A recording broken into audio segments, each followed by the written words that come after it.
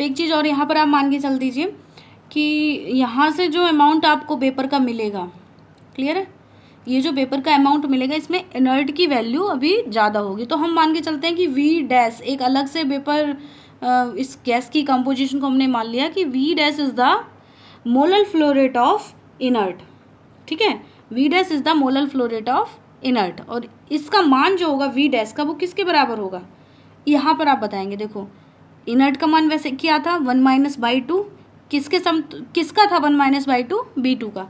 तो मैं इसको ऐसे लिख सकती हूँ ना कि V1 is the B2 of 1 - 2, कोई दिक्कत ही नहीं है ना। यहाँ मैंने इसको अलग से नॉमिनेट कर दिया बिकॉज इसकी हमें ज़रूरत पड़ेगी, ठीक है। अब इसको मैं V2 - 1 - 2 को लिख के नहीं चल सकती क्योंकि बहुत बड़ा टर्म हो जाएगा ये, तो हमने इसको एक छोटे टर्म में कन्वर्ट कर लिया, जिसको B1 नहीं, इसको B डैश बोलेंगे, ठीक है। B1 तो हमने ये मान रखा है, तो B डैश के फॉर्म में हमने इसको मान लिया है।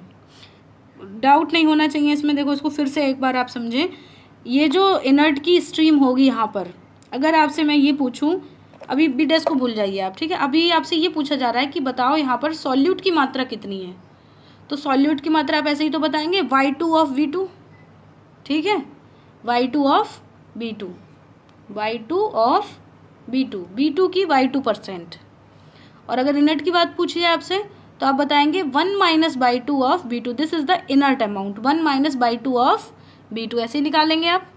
मान लो अगर ये परसेंटेज में आपको दी जाती, आपसे कहा जाता कि 80% तो इनर्ट है, ठीक है, और 20% यहाँ पर सॉल्यूट है, तो आप कैसे निकालते हो। और टोटल आपको ये B2 की जो टोटल फ्लो रेट है वो आपको दी जाती 100 किलोमोल पर आवर, तो आप यही तो बताते 80% ऑफ 100 किलोमोल पर आवर, तो 80 आ जाती।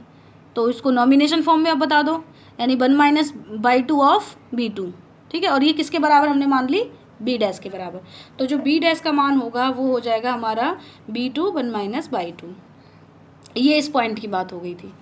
ऐसे ही इस पॉइंट पे भी तो रहा होगा, ठीक है। तो इस पॉइंट पे अब क्या हो जाएगा, B1 का 1 - 1, इनर्ट की बात अगर करेंगे तो ओनली यहाँ पे प्योर इनर्ट की बात चल रही है। प्योर इनर्ट का अमाउंट हमने V डैश माना हुआ है, तो प्योर इनर्ट यहाँ पर कैसे कैलकुलेट करेंगे 1 - 2 ऑफ V2, और यहाँ पर कैसे कैलकुलेट किया जाएगा 1 - 1 ऑफ B1 कैलकुलेट किया जाएगा, ठीक है। ऐसे ही आप लिक्विड की केस की बात करोगे, अगर आपसे प्योर सॉल्वेंट की बात की जाए, देखो यहाँ से अगर आपसे निकलवाएगा प्योर सॉल्वेंट कितना है, तो आप बताओगे 1 - X2 ऑफ L2, ठीक है, और जिसको हम मान के चलते हैं L डैश। ये क्यों हम ऐसा कर रहे हैं, क्योंकि हमें इसकी ज़रूरत है आगे। हम प्योर सॉल्वेंट और प्योर इनर्ट, ये दो चीज़ें ऐसी हैं, इनको हम लेकर चल रहे हैं, ठीक है। तो इसी तरीके से आप L dash is the molar flow rate of pure solvent, L dash is the molar flow rate of pure solvent, और इसकी वैल्यू आप इस पॉइंट पे कैसे कैलकुलेट करेंगे, इस पॉइंट पे कैलकुलेट हो जाएगी L2 का 1 - X2। और ऐसे ही इस वाले पॉइंट पे अगर आपसे पूछा जाए तो आप बता देंगे L1 का 1 - X1। तो यानी कि इस पॉइंट पे आपको ज़रूरत पड़ेगी तो आप यहाँ से रिलेशन, जो भी हमें ज़रूरत रहेगी इस रिलेशन की, हम कैलकुलेट यहाँ से कर लेंगे। अब आप क्या करें, अप्लाइंग मटेरियल बैलेंस इस पूरे पे, ठीक है। तो जो भी हमें नॉमिनेशन करना था, जो भी हमें यहाँ पर समझना था, वो हम सारा कर चुके हैं। पहला दूसरा point, B1 is the rich gas amount having Y1 mole fraction of solute and 1 - Y1 mole fraction amount of inert, and upward direction having the amount of lean gas having nominal molar flow rate is B2 and inert amount of air is 1 - Y2 of V2 and solute amount of air Y2 of the B2, clear है। Same as liquids के case में भी होगा, जो liquid top से आ रहा है उसका अमाउंट हमने L2 माना हुआ है, इसके अंदर हो सकता है कि पहले से X2 अमाउंट ऑफ सॉल्यूट आ रहा है टावर के अंदर, तो जो फ्री सॉल्वेंट होगा वो 1 - X2 हो जाएगा, ठीक है।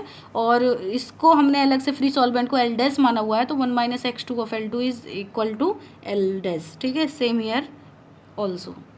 तो इतना आपको यहाँ से कोई दिक्कत नहीं आनी चाहिए। इसमें कोई दिक्कत अगर आपको आती है तो प्लीज़ मैसेज मी, आप इसको अच्छे से, मतलब जहाँ से जो दिक्कत होगी उसको मैं एक बार एलेबोरेट कर दूँगी, ठीक है। तो नेक्स्ट स्टेप मूवमेंट क्या होगा इसका, नाउ अप्लाइंग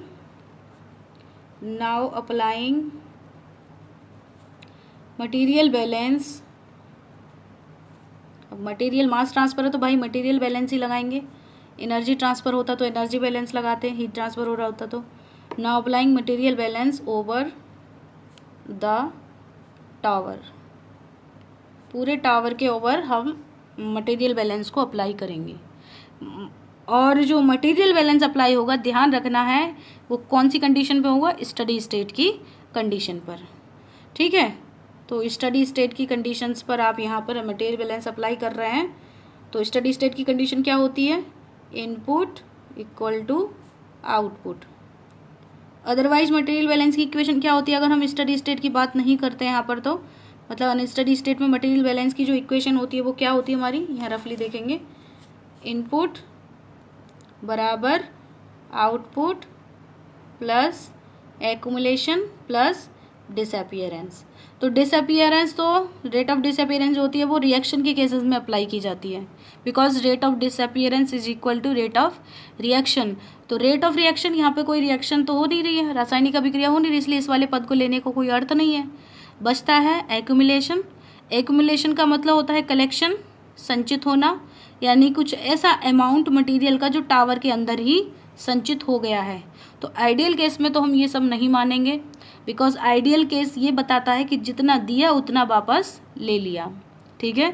टावर के अंदर जो भी अमाउंट इनपुट हुआ है वो टोटल अमाउंट आउटपुट में मिलेगा किसी न किसी रूप में, वेदर मिले, चाहे वो वेपराइजेशन के टर्म में मिले, चाहे वो कंडेंसेशन के टर्म में मिले, चाहे वो एनीथिंग एल्स। बट एक्यूमुलेशन यहाँ पर भी ज़ीरो मानोगे, because this is the condition of steady state. Steady state कहने का मतलब एक लीनियंट मैनर हुआ, इनपुट हुआ और आपको आउटपुट मिलेगा ही मिलेगा। So the condition is steady state and the equation is input is equal to output. Clear है इतना सब? अब बताओ इनपुट यहाँ पर क्या हो रहा होगा, इस टावर पे आप कंडीशन लगाएंगे।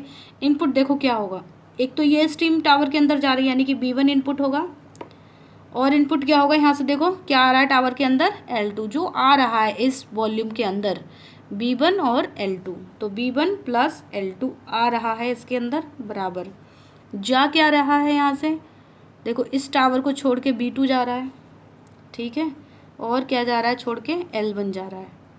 तो this is the basic equation, overall material balance equation है। अब आपको क्या करना होगा, कंपोनेंट को लेकर चलना होगा, बिकॉज यहाँ पर आपको 3 कंपोनेंट दिख रहा है, एक तो सॉल्यूट दिख रहा है, इनर्ट दिख रहा है और सॉल्वेंट दिख रहा है। हमारा प्रायोरिटी किसको दी जाती है, हम किसको देते हैं, काम किसके लिए कर रहे हैं, सॉल्यूट के लिए, सॉल्यूट को रिमूव करने का काम चल रहा है, तो हम सॉल्यूट को लेकर ही यहाँ पर बैलेंस करेंगे। So next step is applying